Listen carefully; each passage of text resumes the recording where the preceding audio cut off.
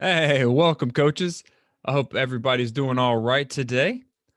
If you're just joining us, we are going to be talking with Coach Kenny Simpson about how to find a way.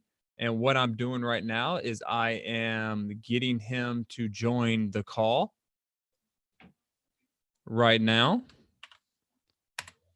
Oh, sorry, I sent him the wrong thing. While I do that, if this sounds good, please give me a thumbs up. Let me know how it sounds because I don't want this to sound awful. And also in the chat, let me know if you were doing anything with Christmas because it's coming up. I know us coaches are using looking forward to this. So let's see. I sent it to him. I'm gonna send it out to the email. All right, welcome, Coach Darby, Coach Isaac, Coach. I'm sorry, I don't know how to say your name, Coach Corey, Coach Salas. What's up, buddy? Coach Todd, what's up? Just getting everybody in here, waiting for him. Let's move this up. And there's the man himself. Coach, how you doing, man? I'm good. How are you? I'm doing all right. We got some coaches coming in. I am fixing to tweet it out. And coaches, if you could, if you're in here and you have your phone, if you could go ahead and share that link and tweet it out on your own Twitter account so that coaches know, hey, we're in here and we're going to be talking culture, how to get a head coaching job or what to expect when you go in for that first interview and all of this stuff. So that's what we're doing right now. And coach, while I'm doing this, promoting the crap out of it because you've got a great book that we're going to talk about, why don't you give the coaches who are here, tell us a little bit about yourself. Yeah. Well, I've been coaching for about 17 years. I guess started in 03 out in Alabama, great state of Alabama, as a junior high coach, and didn't know a whole lot, and learned from some pretty good coaches at Madison Academy, and was part of kind of a rebuild there. Now Madison Academy is pretty good now, but back then they were not so good in football, and kind of got to watch how they did some really good things, and moved on to Alabama Christian Academy in Montgomery. Spent 3 years there as a defensive coordinator under really good head coach Greg Baker, who ended up going on to Faulkner University and a couple other places, and learned a lot from him, but kind of inherited a program that it was 4-16 the last 2 years. And at 27, I got dumped the reins of being a head coach, and I was not ready for even what I wasn't ready for. And so learned a lot on the job, made lots of mistakes, and bounced from there to Southside Batesville. And so I took a job that had not won a game in 2 years. They had won 5 games in or 8 games in the last 5 years before I got the job. And so new to football, had a long way to go, and I've been here now for 9 years. And last 4 we made the playoffs, won the conference this year, and I've started doing a lot of good things. And fortunately, I've had some great admins that have allowed me to struggle and fail to learn. And most coaches don't get that luxury, and I had that here. Okay, so you got your first head coaching job at 27. Yeah.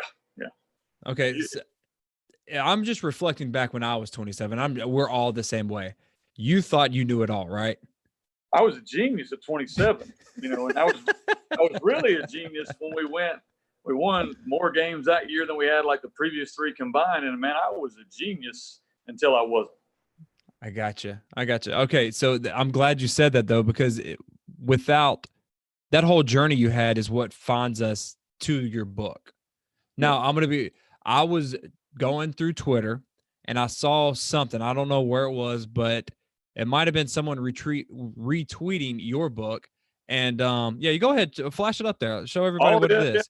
And there it is, find a way. And it was an excerpt that you were posting, and it was freaking awesome. And I was like, I got to talk to this guy because he knows his stuff. Now, I want to get into why'd you name it Find a Way? Well, when I took the job at Southside Batesville, we had not won a game in, like I mentioned, in two and a half years, and had a lot of kids that we didn't have a lot of confidence. And great kids. My first class here was awesome. It was a great deal, but we just kind of adopted the mantra of find a way. We're tired of excuses. We know the other team's bigger, they're faster, they're stronger. we know we've only had football for 5 years of varsity football. And so we just said, find a way. I've kind of adopted it as my mantra in life. If you see me and you see my wife, you go, how in the world did that happen? And it's just, I find a way. You found a way. you just find a way to get it done. And we won a lot of really ugly games the first couple of years here, just trying to scratch and claw and figure something out. So. Okay. And I like that, find a way, because I found talking to a lot of coaches, the really successful ones, they have a motto, whatever it is. Chip Kelly's was win the day. Bill Belichick's is 1% better. That's Nick Saban's, and yours find a way. Do you find that if you have a mantra, a motto, that kids can rally around that and that becomes their identity, that gives them a focal point? I think they do, and it just kind of happened. This was going to be our motto for the year. I try to do a yearly motto, but it just stuck.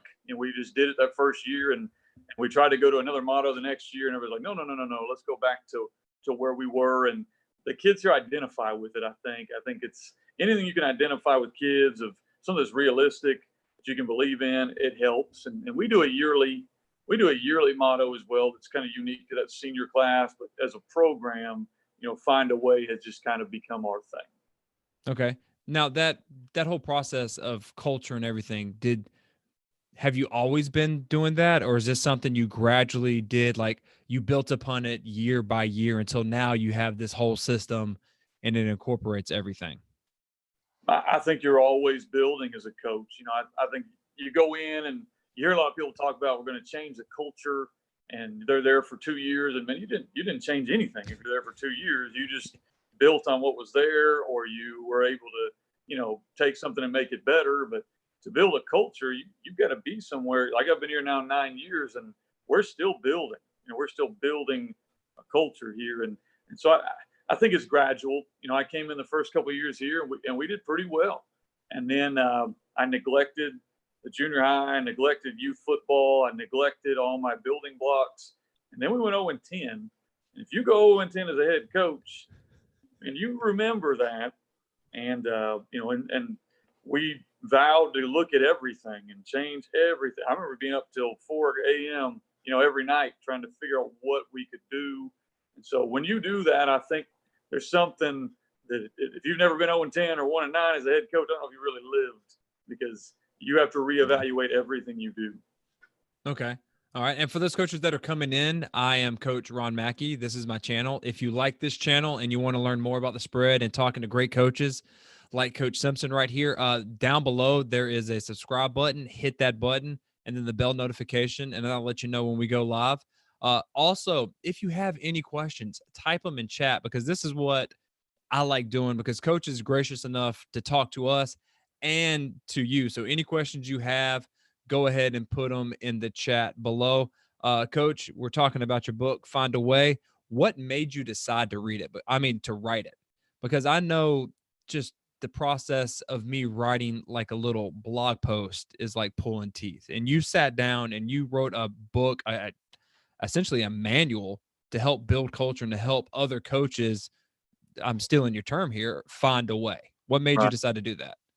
Well, I started writing this back when I was a genius, when I was 29 and 31, and I knew everything. And then when you go, like I mentioned earlier, when you struggle and you have a real rough year, I said, well, who am I to write a book? And I put it away and didn't touch it for 4 or 5 years, and then got back around to it. We started kind of said, okay, what I believe in is right, and we are doing things right. And the wind started coming.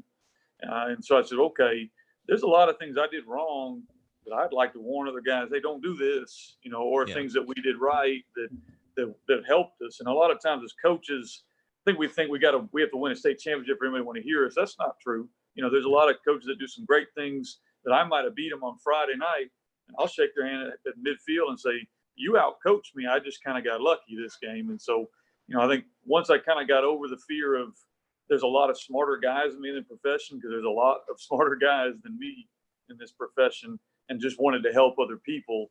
That was the fear. When you put something on paper, I'm not worthy to be anything.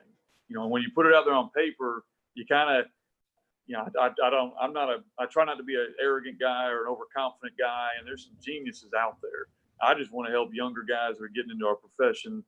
I've got a son who's 12, who's listening to us on YouTube, and I want football to be great when I'm gone and he's around. And the young coaches, I think, are so impressive. I just want to kind of give them a little guideline of, hey, here's what I did and what worked and what didn't work, and maybe it'll work for you. Okay. Well, that's great, because I'm glad you said that, getting into profession and also trying to find that first head coaching job. Yeah. All right. So a lot of the coaches now, this is the time where we're putting our portfolios together. We're sending out our resumes, doing all that stuff. What are some of like the top 2 tips you could give coaches that are going out there to find a head coaching position? Good. And go ahead and keep talking, Yeah. because my dog is chewing something. I got to get it real quick. Well, I'll try to talk a little bit to the guys that are on here. A couple things you'll learn real quickly about anything in business or in jobs or in life is it's all about relationships, and it's who you know.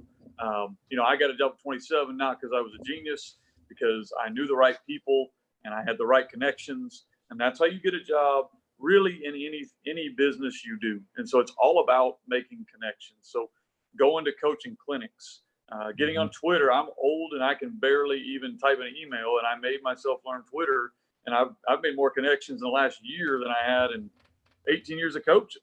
But figuring out a way to make those connections, because there's some impressive guys that I've talked to that haven't had a chance to be a head coach yet, just because they don't know the right people. They're probably way more qualified than me, but a lot of times as coaches, that we're so into a whiteboard and drawing stuff up, and that is important.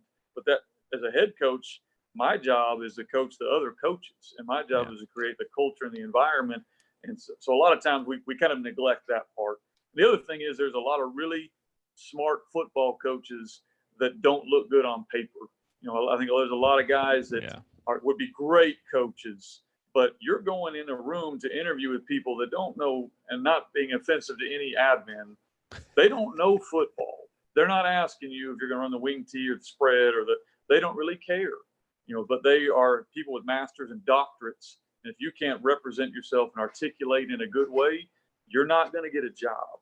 And so a lot of times you've got to start doing those type of things, to get the job, which they don't really matter when you're with the kids, but to get there, you've got to kind of jump through the hoops.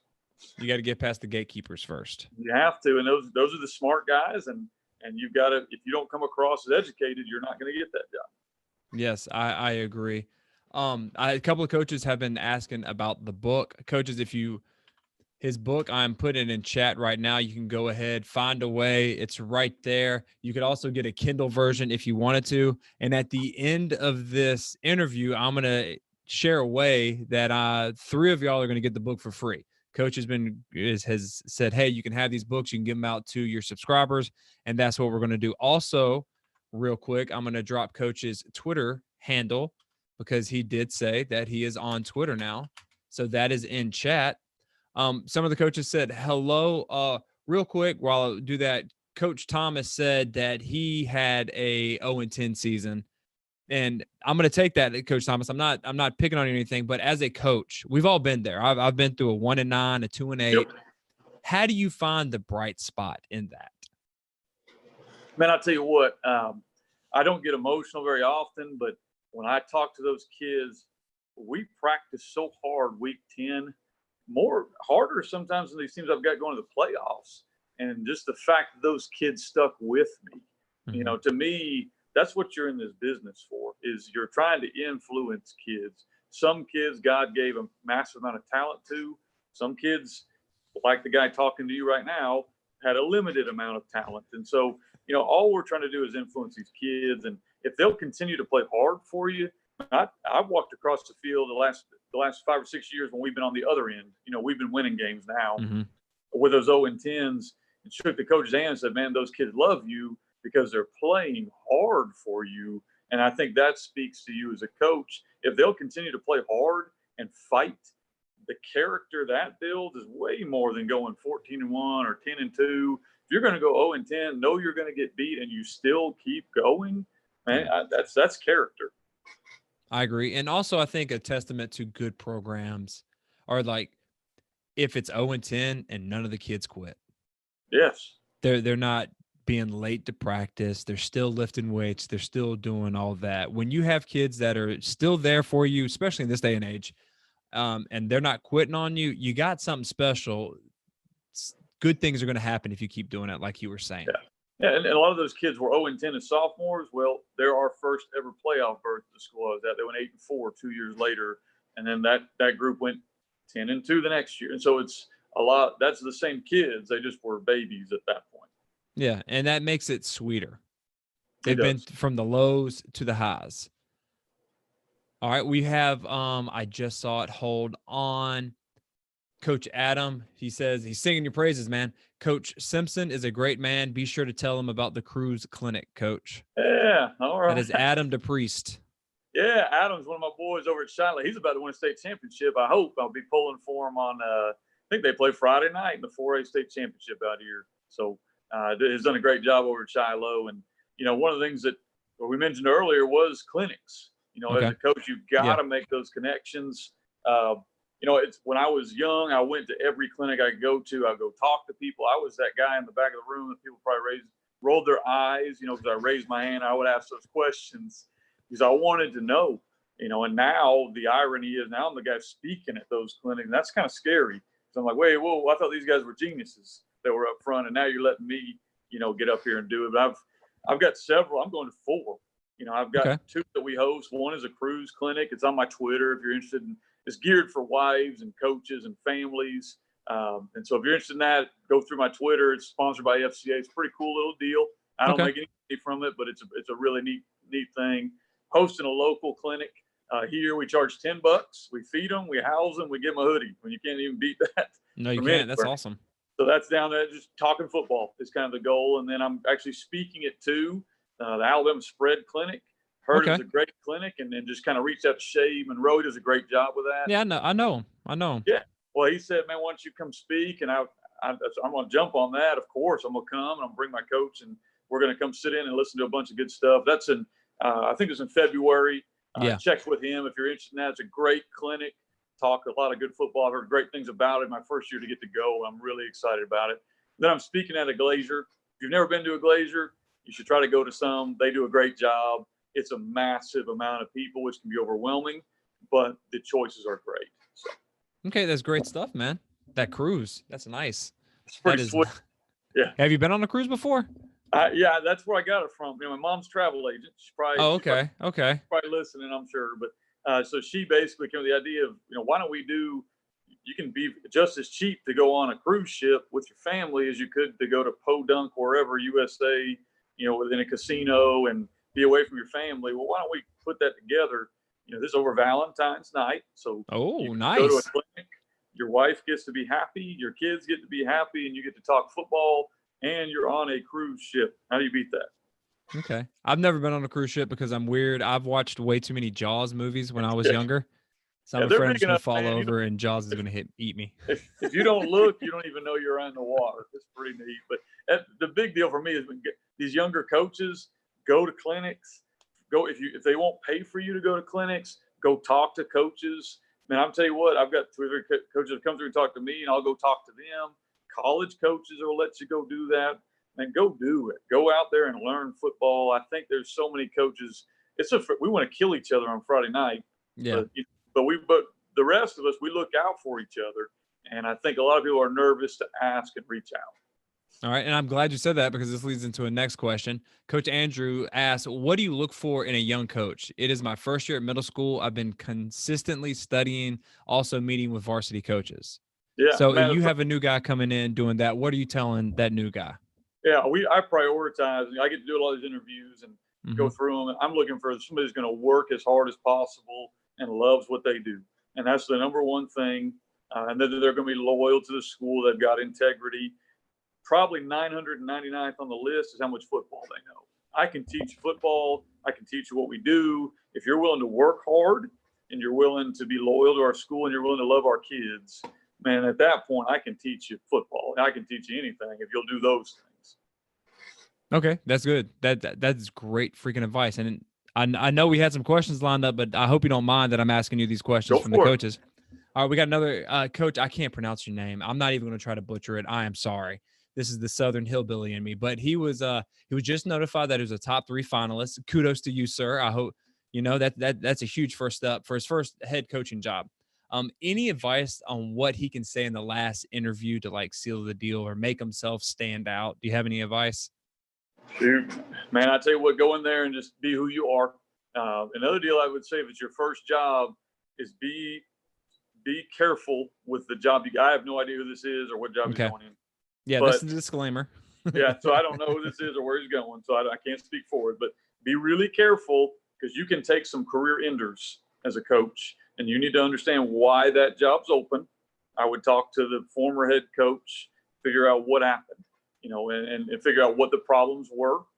Do you think you can make that work? And then when you go into an interview, I just always tell coaches, be yourself, because when you walk in there, if who you are doesn't get the job, you don't want the job.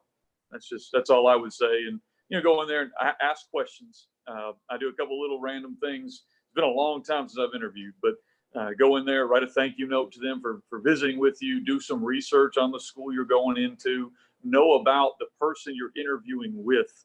Social media now, you can look up whatever you want and find out whatever you want on them. Don't be creepy, but you want to have some information that you can ask them about. But if you don't have the right admin, man, you better be careful of whatever job you take.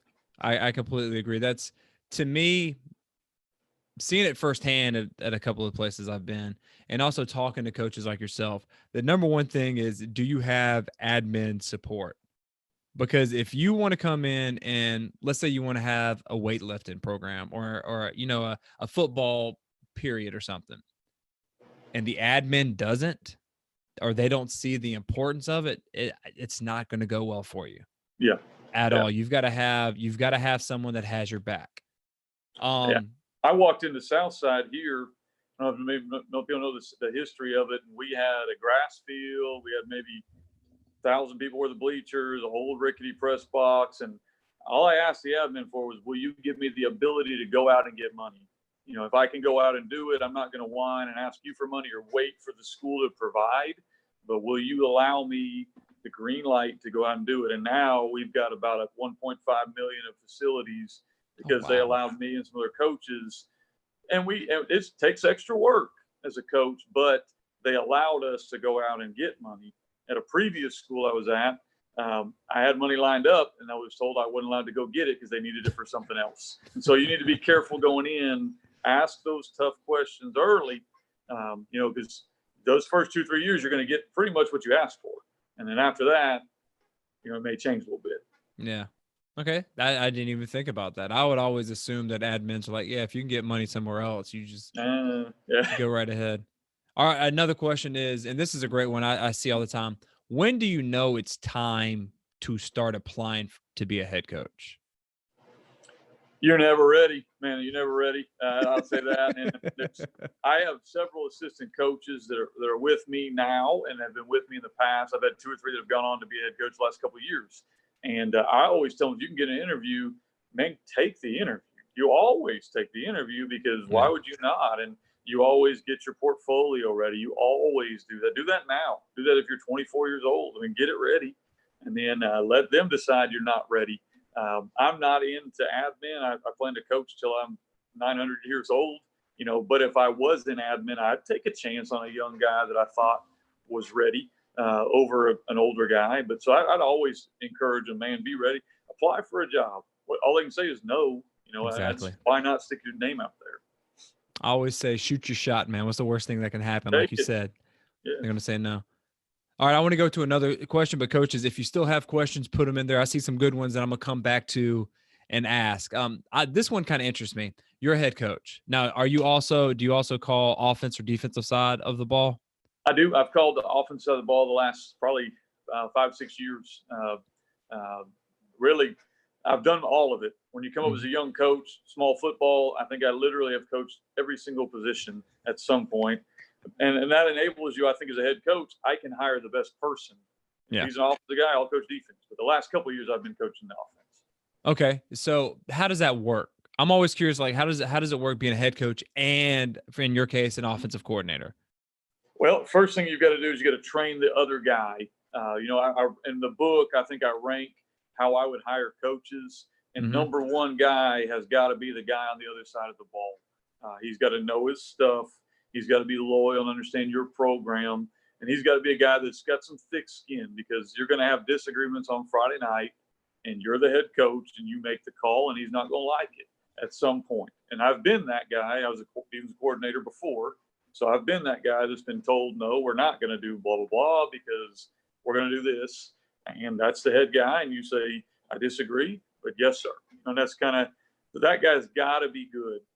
The second thing you've got to do, I think, is you've got to make sure your kids understand that the emphasis is not just where you are. You know, we pick our roster. I let the defensive coach pick his top 10 guys. You pick them. I want the quarterback.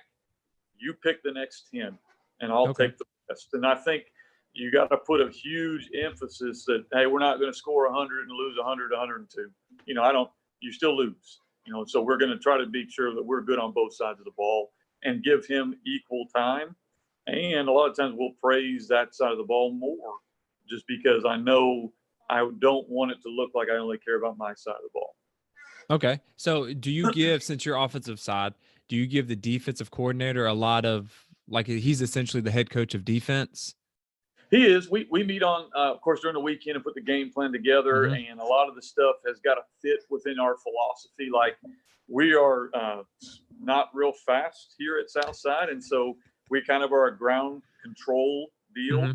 So defensively, our philosophy needs to match that. So we don't give up big plays. We make the other team drive the field. So we make them play our game. So as long as we're within the same philosophy, and then we'll do a lot of game planning stuff where, hey, we're at this point, we've done it for about 5-6 years together, but stop that guy. Whatever you do, I don't really care how you do it. Don't let that guy beat us, and don't let that guy beat us. And then you let him have it. Okay. All right. And you find that works? I think so. Again, it's a growing deal. I've changed defensive coordinators. So there was a year I pretty much kind of called both of them for a first-year defensive coordinator. Since then, he might be one of the best I've ever had. Brian Reardon, he don't even do technology, so I don't even watch it. But he's phenomenal. But his first year was tough because I had to coach both sides. I had to coach him up as I was coaching the offense. And so that's tough. But once you get there, it's pretty good. Okay. All right. Great freaking answer, Coach. I like that. That's why. And you keep saying that you aren't a smart guy and you're giving phenomenal advice. So we're going to go back to some of the questions now because they're pouring in. Let's see. Okay. One is another one going back to, what is the best way to go from a middle school coach to a high school coach? Like, how do you make that transition? I did it about 2 years in. So I was a junior high assistant, and then I became the junior high head coach, and then I moved to defensive line, I think. But the main thing is you want to make sure that you're loyal to the program. Now, I don't know everyone's situation. Gotcha. Ours, junior high, is connected to senior high, so I've got heavy hands in our junior high. And so I'm looking every year, I'm looking for a young guy who's willing to work. I want to promote from within. I want to bring up guys from our culture coming up instead of going out and bringing a guy and promoting him over somebody else. So work hard, work your tail off, put extra time in.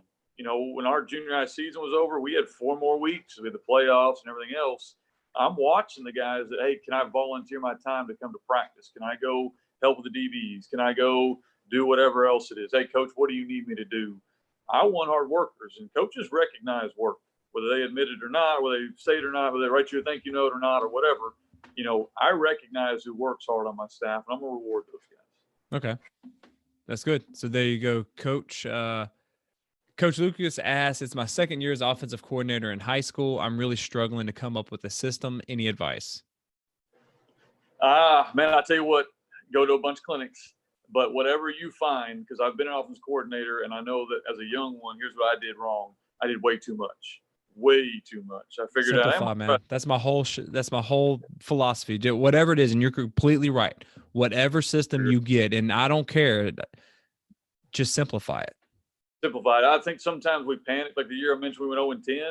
We ran about 1,900 different things because I was just grabbing at straws. Where finally we just said, "Hey, forget it.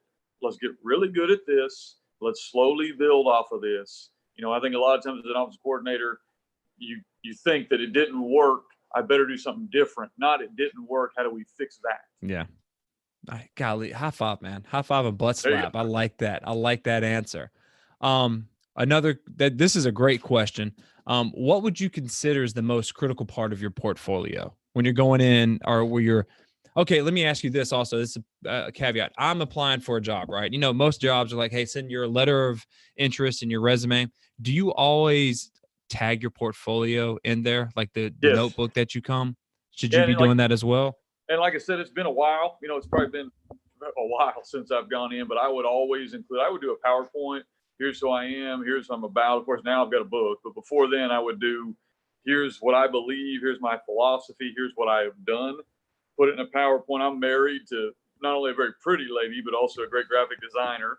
So she makes me look smart and puts it into whatever format makes it look good.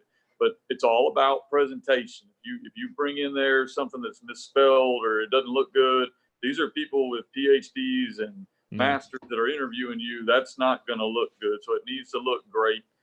We do like media guides here, and we do memory books here. Let me see if I can pull up.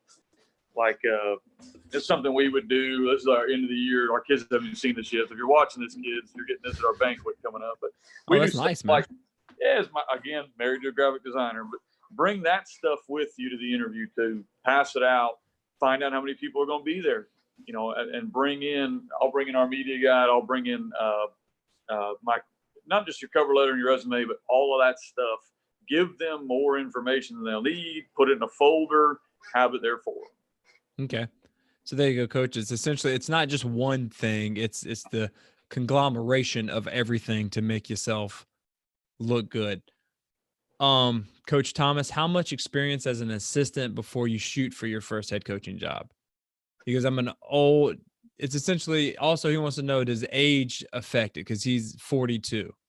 No, the guy that's my team's coordinator now didn't get into coach until he was about 36 or so. So when I mentioned he was a young defensive coordinator a couple of years ago, he was 37, but he was a first-year defensive coordinator. And so I don't think age. I kind of prefer guys that worked in the real world and they know because they got into coaching because they love it. So Yeah. I don't think age is a deal at all. I think guys that are willing to recognize, hey, I'm doing this. This is what my passion is. I'm going to look for those guys first. And we mentioned earlier, man, take a shot, put it out there. Now, you need to have a realistic view of yourself. You know, you probably don't want, I don't know what state you're in, but if it's a 7A job coming open, 300 applicants, you may want to hold on to that. But find that 2A or 3A job that you may or may not even want, put in for it, go through the process, and then make your decision as you're going through there. And that way you gain the experience of doing it. And be honest with your head coach. If you get a head coach that cares for you, I tell my guys all the time, I'm never, ever going to hold it against them if they want to pursue another job. And I'll make a call to help them. I'll help them prepare for it because I was an assistant before. And so I know what that's like. Yeah. Okay. There you go. Coach Marcelo is, how do you juggle learning a system and the fundamentals of a position? You're talking about like as a position coach or like as an OC? I'm guessing, okay, so for example, you want to become an air raid guy, but you have no clue how to coach quarterbacks or teach the fundamentals of a quarterback. Yeah. Man, there's some great resources out there. I mean, just even on Twitter alone, that's the reason I got on there was there are some guys out there that are geniuses on X's Yes. and O's. And I know I'm a big philosophy guy. And I'm a big, relationship guy, but you better know your stuff X's and O's. So don't just ignore that. You know, so go find somebody who's a guru and sit with them. You know, Tony Franklin used to have a whole clinic you go to and become baptized and all that stuff. And I've gone through that and I've learned that. And then I've gone to, there's a wing T clinic you can go to. There's glazier clinics that have a million of versions of everything. There's a spread clinic in Alabama you can go to. There's all kinds of things you can go to. But find somebody who runs what you want to run and go sit with them. You know, this year we're going to go to power read. I've never run power read, but I've got a quarterback. That's what he's going to be good at. So I'm going to sit down with some guys that kicked my tail this year running power read and figure out what they did and how they taught it. Because again, we want to kill each other on Friday, but most coaches are going to open their doors to you, especially if it's not somebody you're playing. Yeah. Yeah. And to piggyback on that, if let's say you want to be an air raid guy or whatever system you want, is that around your area you're at? Can you volunteer there? Can you coach? and just dive all into that, and you'll pick it up as you go along. Right. My Because first job was go ahead. I was a defensive line coach. You can't see me on the screen here. I'm a whopping 158, and I played receiver. And they said, you're doing D-line. And so what I did was I went and sat down with some really smart guys and learned a lot of it. And that's like what you're mentioning. Go dive in, go volunteer, go sit with people, that you can learn anything. Okay. All right. I'm sorry. Coach Todd, he's saying I'm the only one that's seen this live, but the audio is back talking about the cruise. I have no idea. Coaches, if you could give me a thumbs up in the chat, let me know that it sounds okay, everything like that. While we're doing that, is what's one thing we can steal tonight that makes a difference in building culture? And that's from my man, Coach Joel Salas. Ooh, that's a great question there. He's a brilliant dude, man. He's just as modest as you, but he's big into culture as well. Now, I tell you what, something I've done here is, and I've played the long game. Like I knew we got here, my wife said, I don't want to move. I don't want to be. That's why I'm not a college coach. I want to be here. I want to be here forever. Is I've dove into the little kids, and I'm more than any coach ever wants to do, because on Saturdays it's tough to get up in the morning and go watch fourth graders play. It looks like chickens with their head cut off. It's tough to go do that. But I put a coach in every building on our campus. So I've got a coach in the middle school, the junior high. I have a period in the middle school. I was able to work that out with the school here where I go down. I don't even care if we learn football, but those kids know my name. And what happens is around 8, 9 years old, you have a lot of gurus telling these kids they're going to play in the NBA or the MLB or the NFL or whatever it is, and they specialize. And if you don't know them, you'll never get them. So I would really highly recommend go down and get those young kids. Make sure they love you. That's one of the questions I get when I go on the interviews is, how are you going to recruit these kids? And that's a great example of, hey, I can recruit them by putting my coaches in the middle school, in the elementary school, making sure my face is shown on Saturdays, like you said. That is I think right there, if anyone's watching, that is one of the biggest takeaways from this interview right now. Great freaking answer. I think a lot of it is, the big word I look for too is just being genuine. Be who you are. Some people don't like me, and that's okay. I'm okay with that. But be genuine in who you are, and I think kids respond to that. Kids respond to nerdy guys, cool guys, big guys, little guys, if they know they genuinely care about them. Kids can smell BS. Oh yeah. Really, really, really good. And like you said, if they know you're genuine, even if you are a nerdy dude, they respect the heck out of that. And they're like, you know what? He's a nerd, but he's my nerd. I know exactly how he's not fake. Guy, stop calling yourself a bumpkin, man, and cutting yourself down. You're you look at the best coaches in the NCAA right now. You get the guy Drinkowitz, who just got the job. I'm a huge fan of him. Dude has glass. He looks like a pen salesman. But you know what? He's a dang good football coach. Then you got guys that played at the highest level that are still bowed up. I wouldn't want to fight them, but being genuine, I think kids see that. And if anyone's paying attention, man, go down and learn those little kids' names and high five them. And in 5 years, those kids are going to win you some games. Yeah, and they're going to give you a high five with hopefully a ring on their finger. Yes. All right. Now, I'm going to circle back to one of the questions. You said when you're talking to the admin, you went out and you were like, hey, is it okay if I go and get the money? To me, that's fundraising. That's a question that gets brought up a lot during interviews is, how will you fundraise? Do you have any tips for fundraising? Because I know a lot of coaches, they kind of struggle with that outside of the cookie dough sales and like the snap cards. Yeah, I don't even do that stuff anymore. We've got about 5 things that we do here. Maybe a little bit less, but one, you need to understand big money comes from big people. So cookie dough sales and candle sales is not going to get you turf. It's not going to get you a video board. We've gone from a grass field. Now we've got, a $600,000 turf field, $400,000 video board. We've got expansion on bleachers, new press box, new weight room, all of that stuff, because we went out and we asked the people that we're associated with, if your school has a bank that they work with that is in your community, they are going to support you. If they have a car company and it's in your, they're going to support you. If you have a dentistry, if you've got whatever it is, and most people I have found are very willing to give money to kids. If it's, hey, this is going to our kids, will you give? And then the other, on the same line, little money, and I hate to say little, that sounds bad, but littler money goes to littler businesses. And so, hey, I know that you're a mom and pop business, $500, and you can have your own t-shirt. And we sell probably 10 of those a year, where some smaller company will pay $500. They get their name on the back of a shirt. The kids get the shirt. And that's what instead of going through 15 different middlemen to get there, let's just cut that out and go deal with that and handle that on our own. But I've learned a lot of times, if you wait on the school to give you things, you're going to be waiting a very, very long time. But if you get off your rear end and go ask, and then a lot of times they'll say yes. I've been told no, but most of the time we're told yes. Again, it goes back to shooting your shot. What's the worst thing that can happen? Right.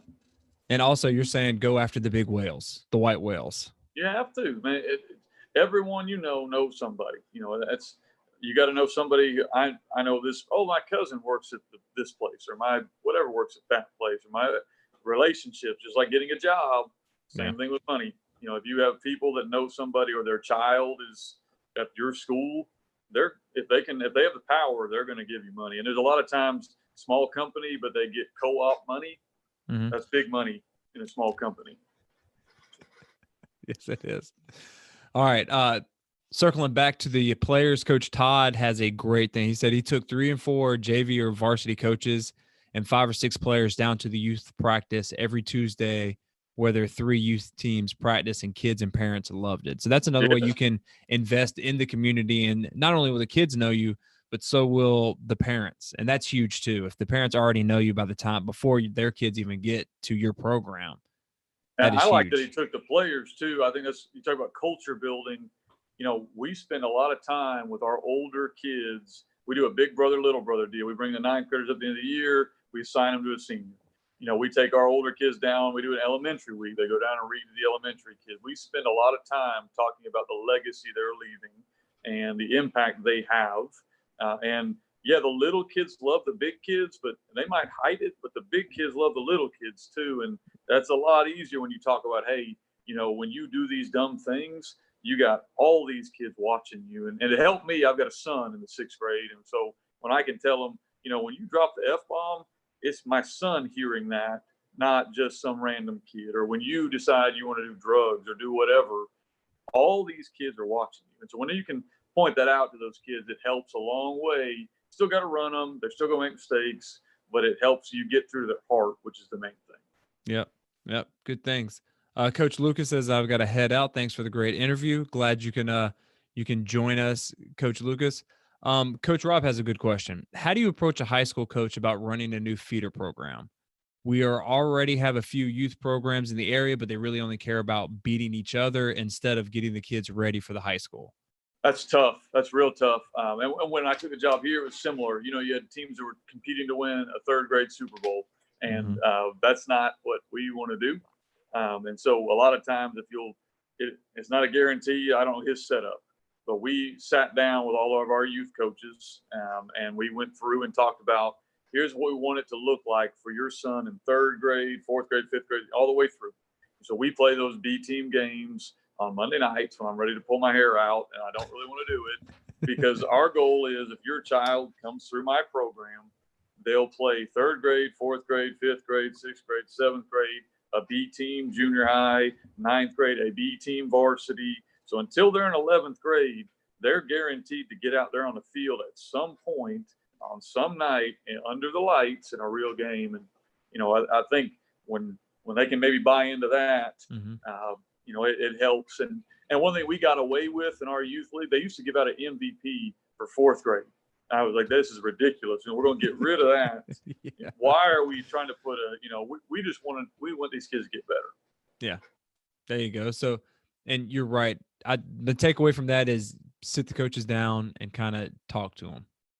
Yeah, lay out your vision, which is something that you have to do. You have to find a way. We're bringing it back to your book of explaining your vision and having everyone buy in, from the kids, the coaches, and the community. It is, and it's tough, man. I tell you what, youth sports are the bane of my existence at times. But the reality is they're here to stay. So you can either help them to help you, or you can ignore them and you'll ruin your program. Yes. All right. So, Coach, this is freaking phenomenal. I appreciate you coming on, talking, taking these questions. Before we go, two things. One, coaches, if you want to enter a chance to win his book, this is what you have to do. Once we're done with this interview, find a way. It is on bookshelves now. It's on Amazon.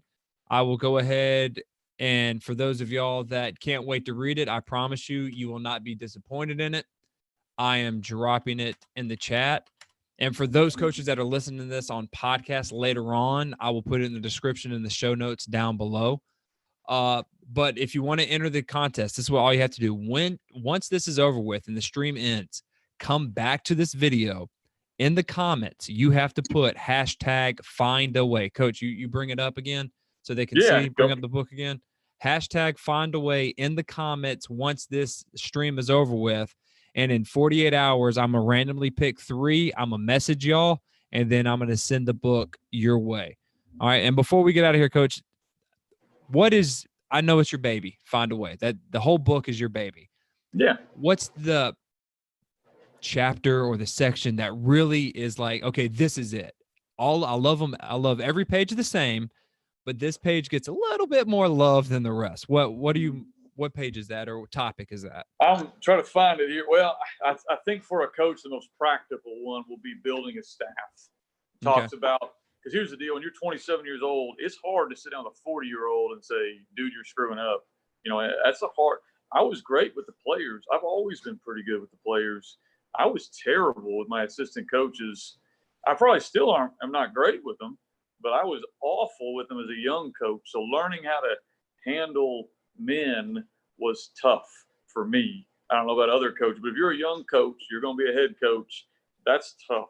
But as far as what's personally my favorite one, I'm trying to find it here. My father is a military colonel, and he told us as a joke, but I wrote it as a chapter in my book. It talks about how to lead, the 3 Ds of leadership: decide, delegate, and depart.